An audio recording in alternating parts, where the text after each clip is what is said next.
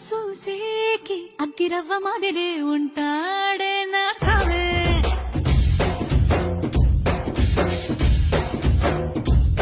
మెత్తాని పత్తి పువ్వుల మరి సంటో